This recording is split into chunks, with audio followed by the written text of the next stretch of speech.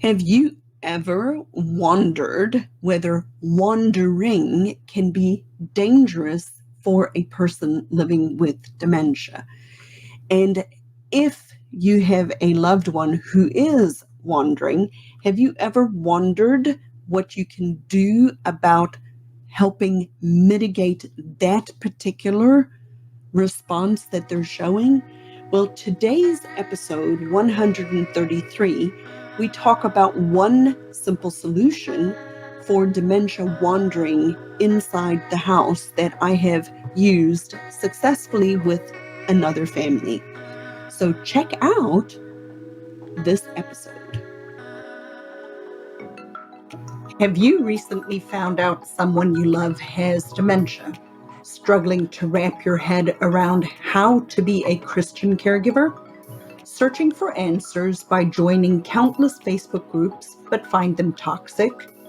Learning how to cope with dementia feels difficult, but learning a Christian caregiving worldview can be easy. Hey, brother and sister in Christ, I'm Lizette, occupational therapist, pastor's wife turned dementia coach, and a daughter of dementia. In this podcast, you will learn the truth that the way to make dementia care easy is your faith. Knowing that a loving God has decreed this hard providence in your life makes all the difference. Here you will gain skills. You will be challenged by what God says in His Word about caregiving, and you will learn exactly what dementia is and is not. Find clarity and certainty from God's Word so you have perseverance for this journey. Use science-backed solutions and biblical principles to redeem your time. Praying this blesses you as we dive into dementia from a Christian perspective. Let's glorify God despite dementia. What's up, Christian caregiver? It's Lizette, your dementia coach, and today you are listening to Dementia Caregiving for Families. It is the podcast where I show Bible-believing Christians how to make Alzheimer's and dementia care easy by giving you hope and help so you can create moments of joy and make memories together. Today we have a very special episode that I called One Simple Solution for Dementia Wandering Inside the House. Now, I don't know how many of you guys have actually ever struggled with a family member who is wandering.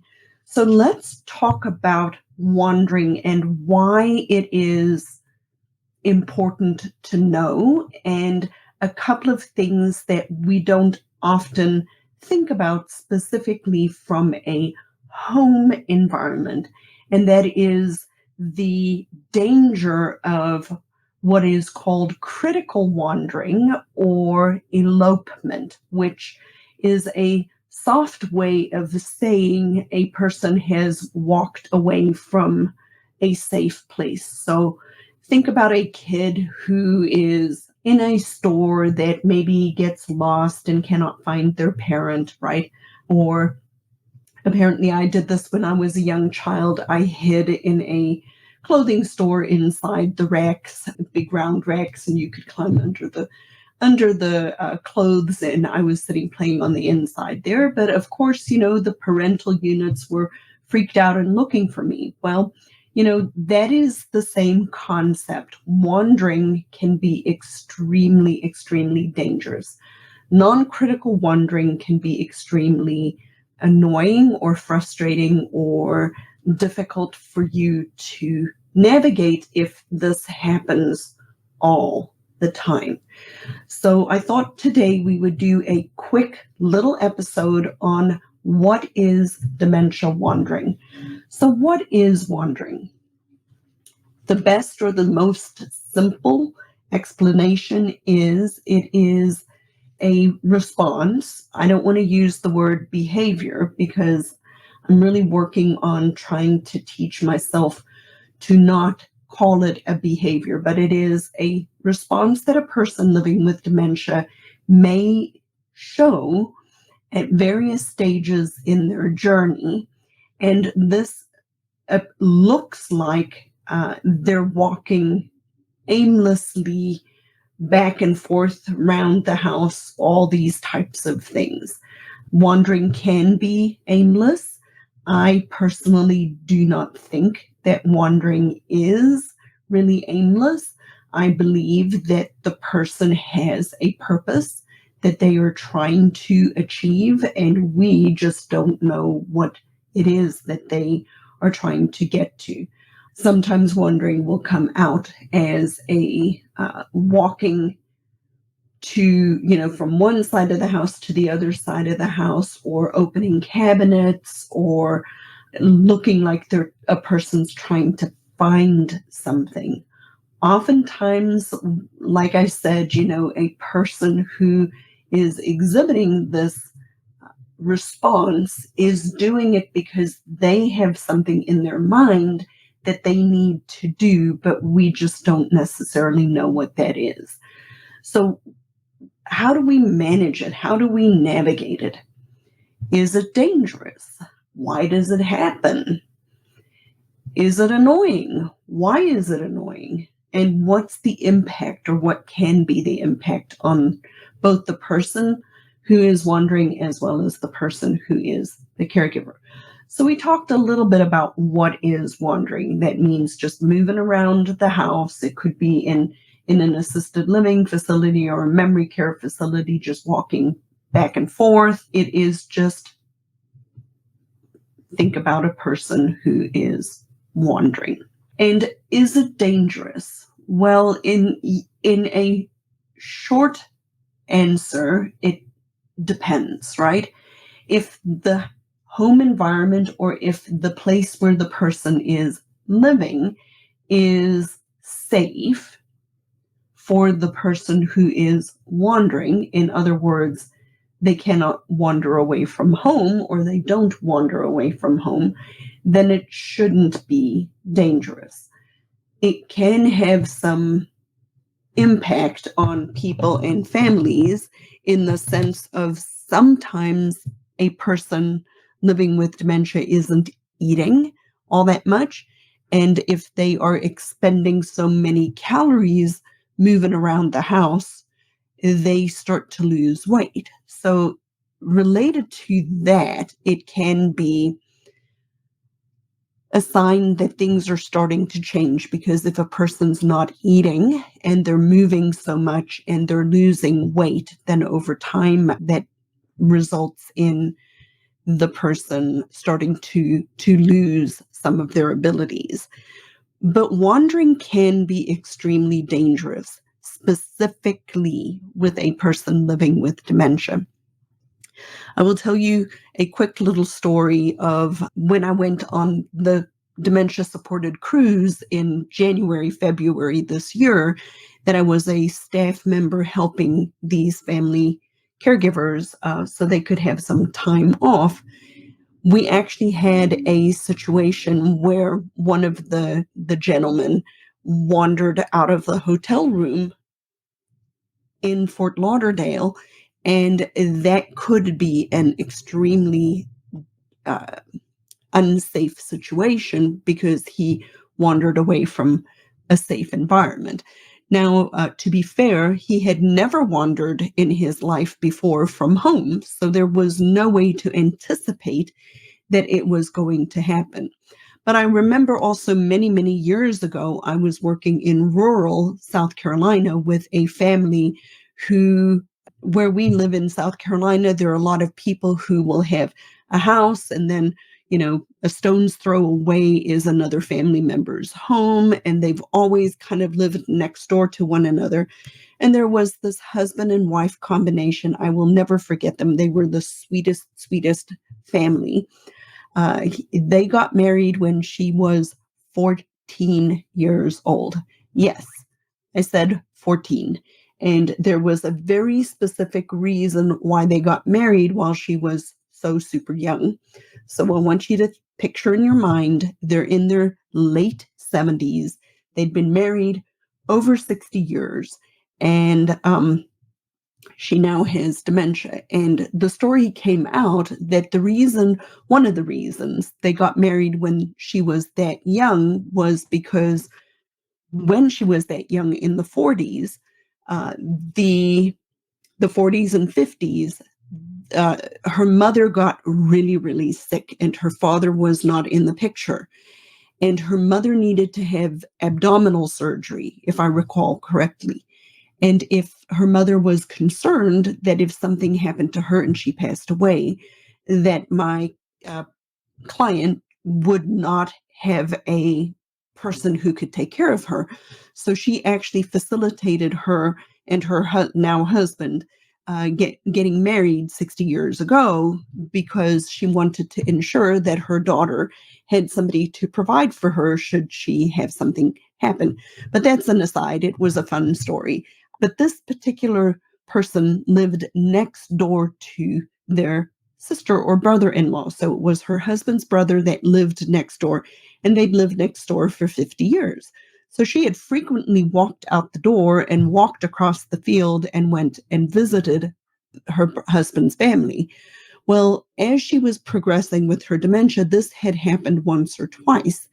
And just because she automatically went over to their house on the occasions that it had happened does not mean that she would continue to do that. So, some statistics that people need to understand is that about 80% of people living with dementia will walk away from a safe environment at least once in their in progression of this condition.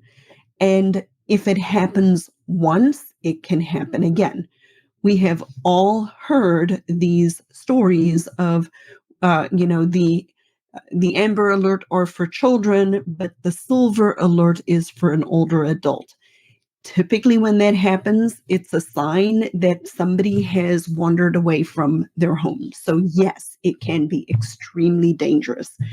And why does it happen? It happens because we, the people around them, are not in tune yet to the fact that they are going to do this behavior. We may feel resentful that we don't want to be responsible for this adult who is making these decisions, perhaps.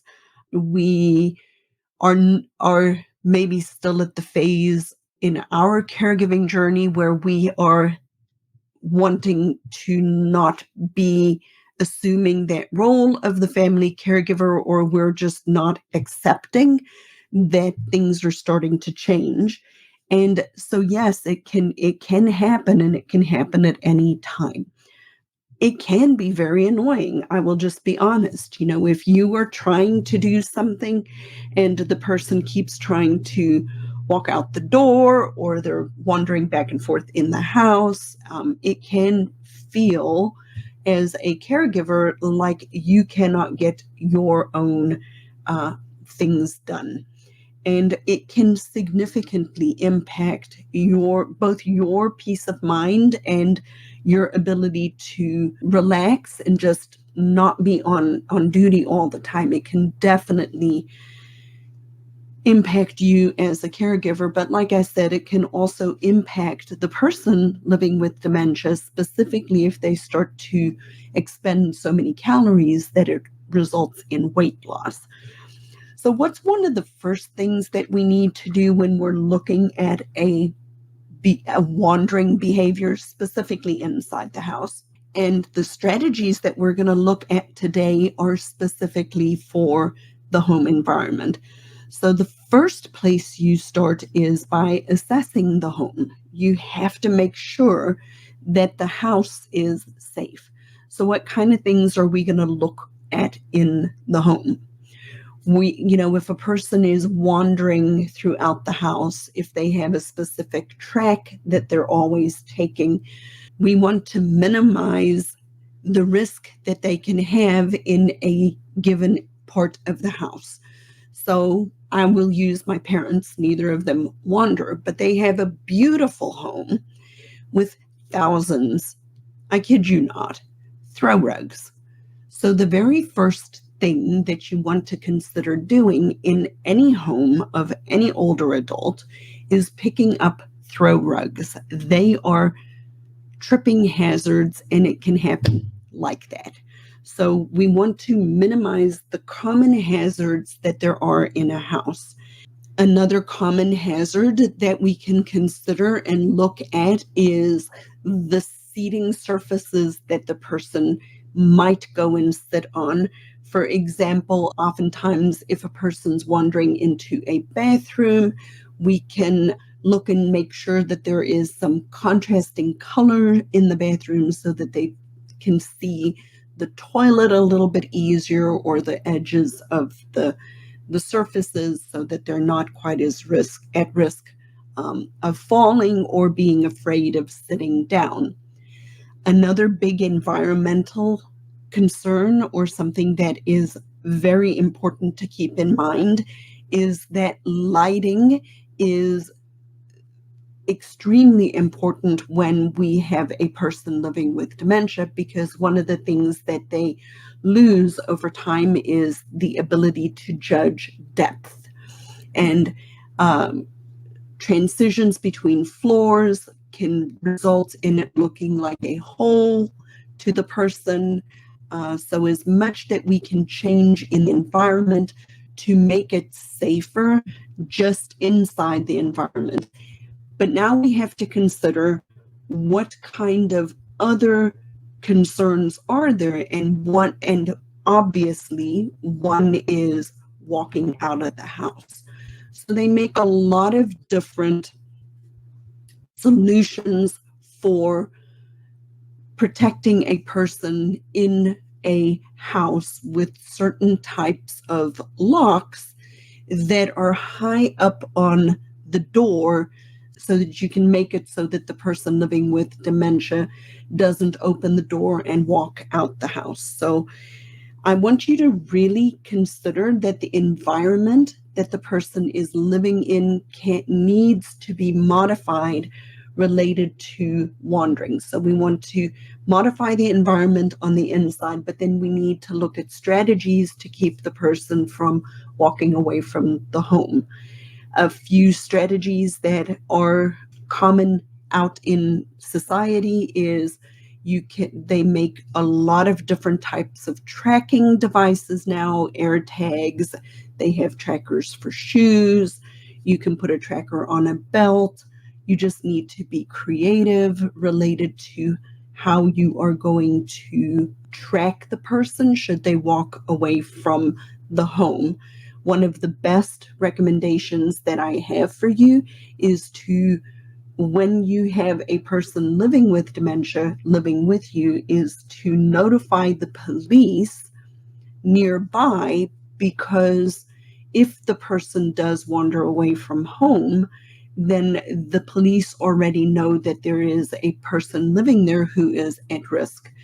I would definitely consider doing that sooner rather than later, because we never want it to get to that critical response, which can result in the death of the person if they wander away and they are not found. Having said that, sometimes we have to be creative with our ability to track a person, because not everybody wears a watch or a belt or shoes. And this was a learning opportunity for me as we were on the cruise, because the gentleman who wandered away from that hotel that very first day, he actually every single time didn't have on shoes. He didn't have on a belt. It's really hard. I was racking my brain to think, how could we track him? So a strategy that I implemented for myself was I started taking a photo every morning of what he was wearing, so that we would be able to locate him later on if we needed to. But I never wanted to get to that specific point. If you truly, truly have somebody living with you who is at risk of wandering away from the home, you probably need to consider letting your neighbors know, so that they can also be on the lookout if they happen to see Joey walking down the road without his shoes on, to know that they need to help and not just assume that everything is fine. So one of my current clients has a wife who wanders inside the house significantly. And so one of the strategies that he did, which I think is super smart, is he actually put deadbolts on the inside of the house because he couldn't always keep his eyes on her all the time. But with the deadbolt, she there really wasn't a way. It was a deadbolt with a key that she could open the door and walk out of the house. So we really do want to make sure that we are ensuring that the person is safe. Do you feel alone and isolated and need a little bit more help and support in this journey? Sign up for our next Ask the Dementor monthly meetup, where we will come together. Less than 10 people are allowed to sign up at a time so we can have fellowship, where we can answer questions, where you can get some Christian guidance and just an awareness that you are not alone on this journey. I really want you to be able to connect with me. I want to be able to answer your specific questions. So if you're struggling, if you're tired, if you're overwhelmed, if you're stressed, if you just need a little bit of help, sign up for the next Ask the Dementor monthly meetup. The link is in the show notes below.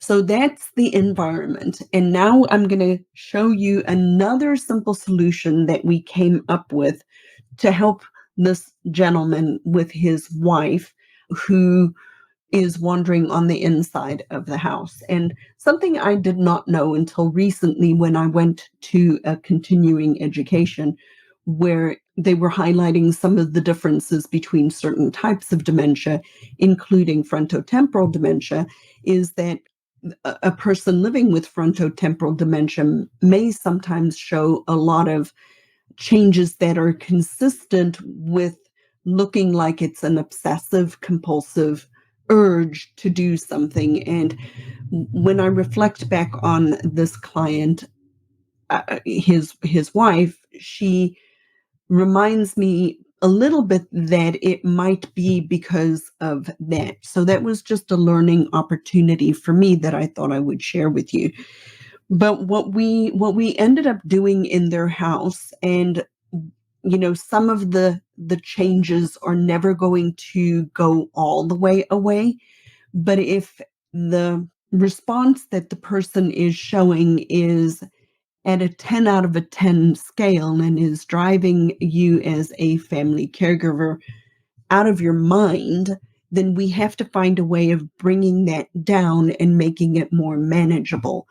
Even if we can only bring it down to a 6 or a 7, if the magnitude is constantly there at a 10, you won't have the bandwidth over time to continue to deal with it. So if things are bothering you related to a response that the person has, those are the things that we really need to work on mitigating so that we can decrease that stress and decrease the burden and make it easier for you. So she was wandering inside the house. She was constantly walking from door to door, trying to open the door, and I honestly don't think she was trying to leave the house. I just think that she sees a door and tries to open it and go out. It seems like she was very active when she was younger. And so one of my suggestions to him, and it was not a perfect solution, it did reduce it a lot, but it didn't take it all the way away, was to buy a shower curtain with a bookshelf on, because a bookshelf is something that you would find in a normal home. So in facilities, in like nursing homes and assisted living facilities, when you have when you have people who are wandering around, some of the strategies that are used to encourage them to not go to a door is to obscure the door so that it doesn't look like a door anymore. So in facilities, sometimes you'll see murals on the door that don't look like an exit to the person who is living with dementia. So the idea that I had was to see if we could obscure the door so that the door didn't look like a door with a handle, and come up with something that we could use or try that wasn't super expensive. And so I suggested he buy a shower curtain with a bookshelf on. So he did buy the shower curtain, and he did put the shower curtain over one of the two doors. And per his last report, and things do change, but per the last report, her wandering towards that door has significantly decreased. She'll walk to the bookshelf, she sees a bookshelf, and she'll stand there, and then she'll turn away and walk away again. She's not looking for a door handle and pulling it to try to open the door. So that was one solution that we came up with to disrupt that response that she had. One of the solutions that he came up with himself was to put a chair or something in front of the door.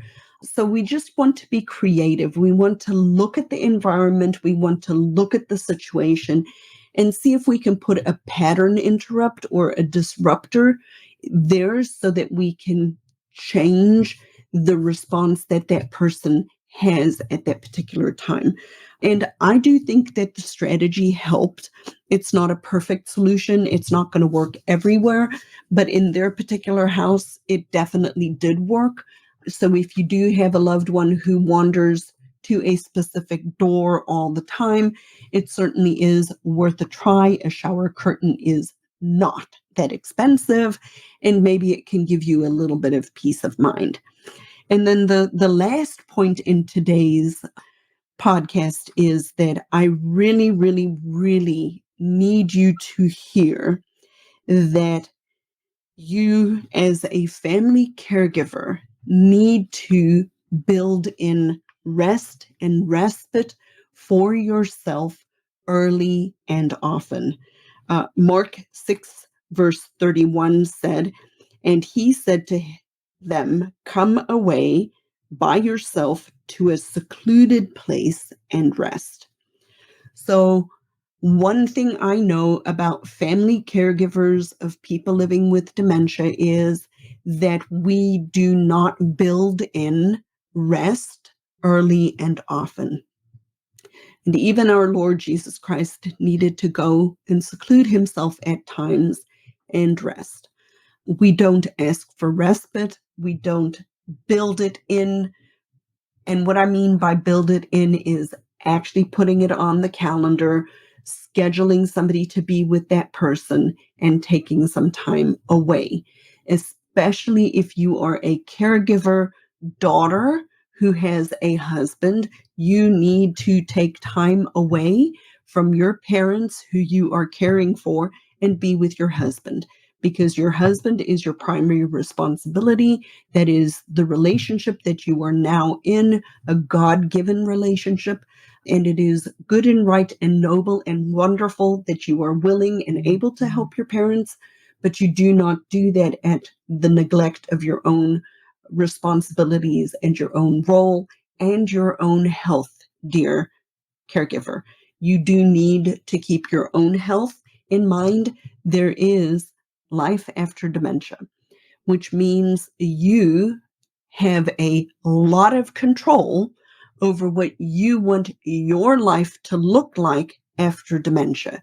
You have two choices, and I'll just lay it on the table, right? We'll just be very blunt. You have two choices in your caregiving journey. You can come through your caregiving journey healthier and happier and more resilient and have better relationships by doing certain things like putting in healthy boundaries, finding time to rest, asking for help, taking respite, not isolating yourself, not, really being proactive about taking care of yourself, because there is life after dementia. You do bear responsibility for your own decisions should you decide not to keep your health in mind after your dementia caregiving journey. I have been looking at statistics, and it's a hard statistic to find, but there is a range. They say between 18 to 41% of family caregivers of somebody living with dementia die before the person that they're taking care of. So we'll just use an average of 30. 30% of caregivers pass away before the person that they're taking care of, which opens up a huge big can of worms. Who's going to take care of the person, right? But we, as the caregiver, do bear responsibility on our own decisions because we can choose how we choose to be a caregiver. The other option is choose to do nothing, continue to be stressed, continue to be overwhelmed, and you might ultimately become one of those 30% of family caregivers who, due to the stress of caregiving, because they don't have the help, because they don't ask for help, because they're not building in respite care, that actually pass away before the person that you're taking care of. I did not intend for this episode to go down that rabbit hole, but it is one of the reasons that I do these episodes, because we have to take care of ourselves as family caregivers. And so I really encourage you to be able to look at your own health and well-being in this dementia caregiving process. There is a great episode about a month ago by Michelle Gordon. It's episode 114, where we actually talk about burnout. Burnout is a real thing in caregiving. And so if you haven't listened to that episode yet, please go back and listen to it. It's episode 114, and it is an episode on burnout. So today's episode 133, we talked about one simple solution for dementia wandering inside the house. And we actually had several solutions for wandering inside the house. I hope you have received a better understanding about what is wandering, whether it's dangerous, what kind of things you can do to look at the home environment, and realizing and recognizing that there are commercially available products to help track a person living with dementia, as well as keep the home environment safe for them.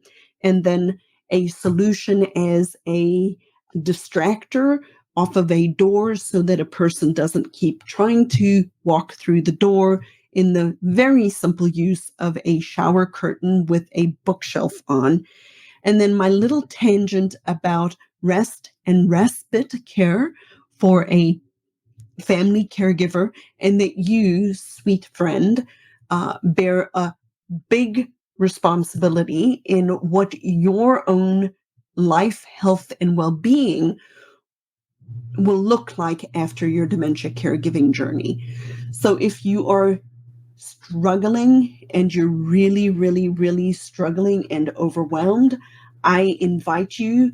We have our monthly meet up where I do a group question and answer segment that becomes a part of the podcast. It is called Ask the Dementor, which is a play on words for Ask the Dementia Coach.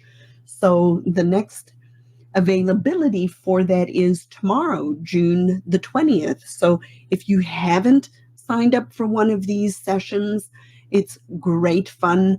You can sign up at the link is in the show notes below, but you can go to the website and just look for Ask the Dementor monthly meetup. It's a good opportunity to ask a question and get face-to-face help and guidance. Like I said, go ahead and sign up for one of those slots. I only let 10 people sign up because I want to be able to keep the group small. And that way I have enough time to actually spend with the people who show up live. So it's a great opportunity for you to get a taste of what it feels like to work with a dementia coach. If you need another place to hang out with me, please go check out my free Facebook group. The link is also in the show notes. I just want to tell everybody I am getting ready to change the name of the podcast and start working on that. So kind of hang in there. By the end of this month, the podcast is going to have a different name to be more reflective of what it is that I want to achieve and who it is that I'd like to serve. So just kind of keep that in the back of your minds. But the link is in the show notes today. And as I try to remember to end my episodes every single week, may the Lord bless you and keep you. And I will see you hopefully tomorrow in the monthly meetup. Thanks for joining me today, Success Seeker. I pour my heart and soul into this program to serve you. You can serve me by leaving a review on Apple Podcasts and join our free Facebook group, Dementia Caregiving for Families. It's a positive and proactive space to navigate dementia caregiving together. Get practical tools and find support, but without the verbal vomit. Be a part of our community where we seek to find peace of mind and ease despite the dementia diagnosis. So join today and see you next time as our flight takes off.